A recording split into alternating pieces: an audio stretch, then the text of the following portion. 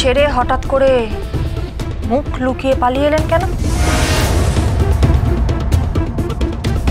ওখানে অত কিছু ঘটে গেল আর আপনি মুখ লুকিয়ে ঘরের মধ্যে চলে এলেন কেন? কাকে লজ্জা পাচ্ছেন আপনি? নিজেকে? ঠিক করে কথা বলো গীতা, বলে রাখলাম। এইভাবে আমার সঙ্গে কথা বলবে না। আরে আঙুলটা নামিয়ে কথা বলুন। আপনি বড্ড বেশি হাইপার। এই সমস্ত জিনিস নিজের বাড়ির বউয়ের সাথে দেখাবেন, আমার সাথে না। আমি আবার খুব ভালো মেরামত করতে পারি। গীতা, গীতা কি হচ্ছে কি? প্লিজ দিদি, তুই আমাকে বলতে দে। এই সমস্ত ছেলেদের না আমি 2 মিনিটে টাইট করে দিতে পারি, শুধু তুই মাঝখানে আছিস বলে আমি কিছু করতে পারছি না।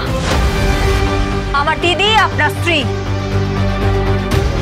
তাকে উপযুক্ত সম্মান দিয়ে তাকে অ্যাকসেপ্ট করে নিন। তোমার আইনের কোনো ধারা নেই যেখানে জোর করে কাউকে অ্যাকসেপ্ট করানো যায়। আর আমি ডিসাইড করেছি আমি ওকে ডিভোর্স দেব। ওর সঙ্গে আমি কিছুতেই থাকবো না, কিছুতেই না। কেন? কারণটা কি? ওর অপরাধটা কি? 1 বছরের ওপরও এই বাড়িতে পড়ে আছে শুধুমাত্র আপনার ভালোবাসা পাওয়ার জন্য। আমি কারো ভালোবাসা পাওয়ার জন্য তার থেকে বেশি দিন ধরে অপেক্ষা করে আছি। Just shut up, keep your mouth shut. একদম উঁচু গলায় কথা বলবেন না।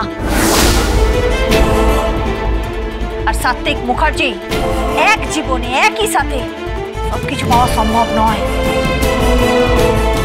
আমার দিদি আপনার স্ত্রী, ওকে ভালোবাসুন, ওকে অ্যাকসেপ্ট করেন, ওকে ডিভোর্স দেওয়ার কথা মাথাতেও আনবে না, তাহলে কিন্তু মুখার্জি বাড়ির বউ হিসেবে আমি মেরামত করে দেব।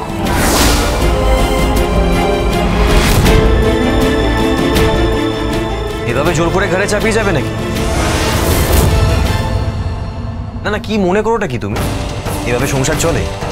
এভাবে সম্পর্ক টেকে?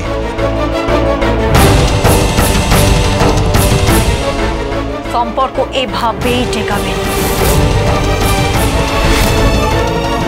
না। কারণটা কি? আমার অপরাধটা কি? আমি ভালোবেসেছিলাম অন্য কাউকে, তার নাম ভূমিকায় অভিনয় করে দিনের পর দিন ফোন করে প্রতারণা করেছে আমার সাথে।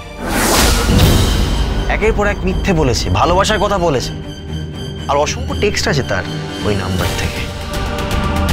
আচ্ছা, আমি যদি কোর্টে গিয়ে বলি যে আমার কাছে যে টেক্সটগুলো এসছে সেগুলো গীতা গাঙ্গুলির ফোন থেকে এসেছে। জামাই বাবু, ঠিক করে কথা বলুন। ঠিক বলিনি। তোমার মোবাইল থেকেও SMS গুলো করতো আর মুছে দিত, আর কত রকমের ইমোজিস পাঠাতো। তারপর ঘন্টার পর ঘন্টা ফোন তোমার ফোন থেকে। সব এভিডেন্স আছে আমার কাছে। আর শুধু তোমার দিদিকে ডিভোর্স নয়, আমি চাইলে তোমাকেও কোর্টে তুলতে পারি। Madam Gita Mukherjee. And I bet সেটা আমি তোমাকে করে দেখাবো। গীতা LLB সোম থেকে রবি প্রতিদিন সন্ধ্যে 6:30টায় স্টার জলসায়।